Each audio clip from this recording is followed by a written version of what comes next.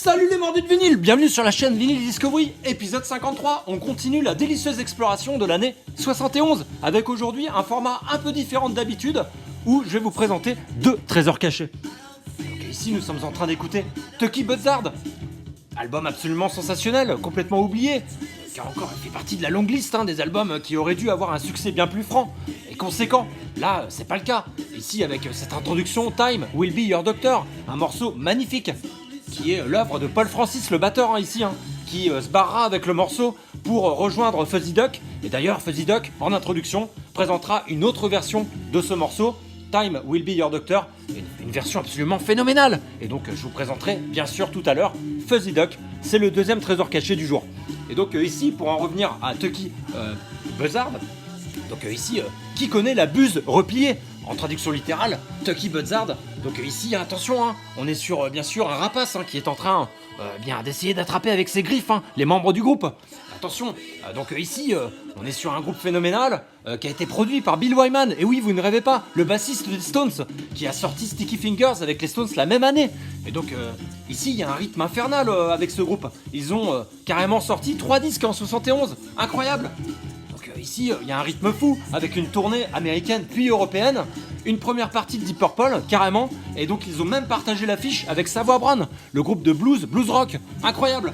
Donc pas le succès escompté, la distribution est assez étriquée finalement, puisque quand vous allez sur Discogs, vous vous rendrez compte qu'il y a des pressages US et italiens, et ça s'arrête là. Donc effectivement, il n'y a pas eu la portée que ce groupe aurait dû avoir. Donc ici, tout à l'heure on évoquait... En effet, Bill Wyman, donc crédité sur cette pochette, on a les potes, donc Mick Taylor, évidemment, Bobby Keith, donc le saxophoniste des Stones, et on a Keith Harwood, l'ingénieur du son, légendaire évidemment. Donc ici, on est sur un disque qui est vraiment passionnant, qui est prog, rock, assez efficace, très accessible, assez varié, énergique. On ralentit parfois le tempo avec notamment une ballade. Et puis c'est du rock classique, mais c'est vraiment adhésion immédiate pour ceux qui ne connaissent pas. Prêtez un œil attentif à ce disque tentez l'expérience. En tout cas, ça vaut vraiment le coup. Donc ici, pour en revenir à Paul Francis, le batteur qui a rejoint Fuzzy Duck, la transition est toute faite, vous l'aurez compris. Donc là, on va attaquer sur l'album peut-être la plus belle pépite de ma collection, Fuzzy Duck. 500 tirages seulement dans le monde, chez MAM. Donc MAM qui est en effet un embryon de DK, pour ceux qui ne le savaient pas. Donc ici, on est sur un disque absolument légendaire, aujourd'hui, qui a été vraiment reconnu sur le tard, et qui n'a pas fonctionné au départ. Donc ils ont fait n'importe quoi sur la promotion de ce disque. Donc ici, on est sur du psyché, prog, heavy, hard rock, qui est peut-être l'un des groupes les plus sous-estimés de la période 70. Et donc, c'est un groupe qui s'est formé dans le nord de Londres en 70. Donc là, on a la délicieuse pochette de Jonathan Xavier Coudry. Donc ici, qui est un artiste anglais. Et donc là, avec ce canard qui a laissé un pétard dans les cheveux pendant la nuit, et avec un accoutrement délicieux, évidemment. Et donc ici, il y avait tout pour réussir avec ce groupe. Donc à commencer par les musiciens, magnifiques. Donc on a évoqué Paul Francis, le batteur de Tucky Buzzard, qui les a rejoints. Donc absolument légendaire.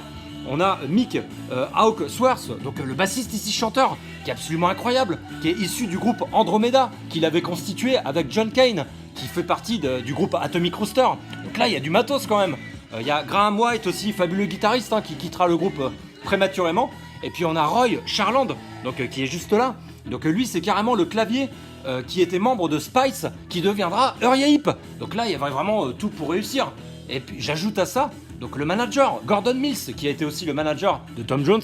Et puis vous avez l'ingénieur du son qu'on a évoqué tout à l'heure, donc Keith Harwood, qui est bien sûr crédité ici. Donc Keith Harwood, magnifique, donc, connu pour son travail avec les Stones, les Bowie, et donc pour son travail à l'Olympic Studios, où il enregistrait ici.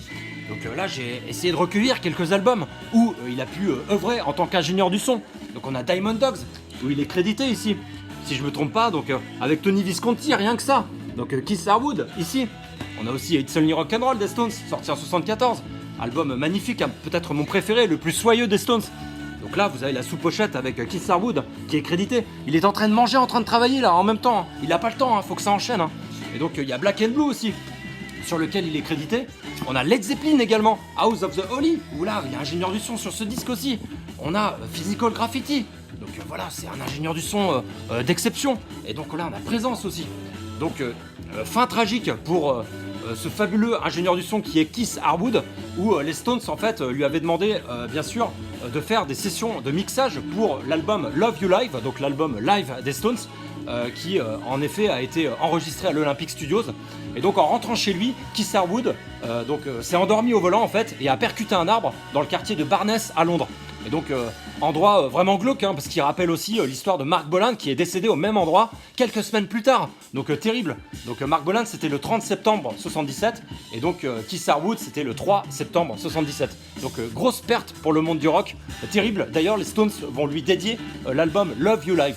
Et donc pour en revenir à l'Olympic Studios qu'on a évoqué, donc en effet c'est un studio légendaire où Queen, Madonna, les Beatles, les Stones, Hendrix, les Who ont enregistré ici. Donc absolument magnifique. Donc là il y a une mention de mémoire qui indique This recording performs best at high volume. Donc tu m'étonnes, c'est un groupe ici, ce disque là faut le mettre à fond. On a envie de taper du pied, sauter partout. Il est incroyable vraiment. Pour ceux qui ne le connaissent pas, avec en effet un orgue notamment qui est vraiment sensationnel. Donc ici, voilà, album d'exception, groupe d'exception, c'est quasiment un super groupe avec plein de musiciens de haut niveau. Et donc, pour en revenir au nom du groupe, Fuzzy Duck, donc qu'est-ce que ça évoque pour vous? Alors, ça signifie quoi? Canard flou, oui, en traduction littérale. Qu'est-ce que c'est le canard flou? Eh ben, c'est un jeu pour tester le niveau d'alcoolémie et le faire monter à tour de rôle. Donc le joueur 1 va dire Fuzzy Duck, le joueur 2 va dire Ducky Fuzz, et ainsi de suite, jusqu'à ce que l'erreur fatale soit commise, et que celui qui va par exemple prononcer Fucky Does, eh ben lève le coude. Voilà, donc en fait c'est un jeu à boire. Voilà, c'est le nom du groupe. Et donc ici, on a l'impression qu'ils sont en train de jouer au Fuzzy Duck là, avec les gobelets, les bouteilles en pagaille.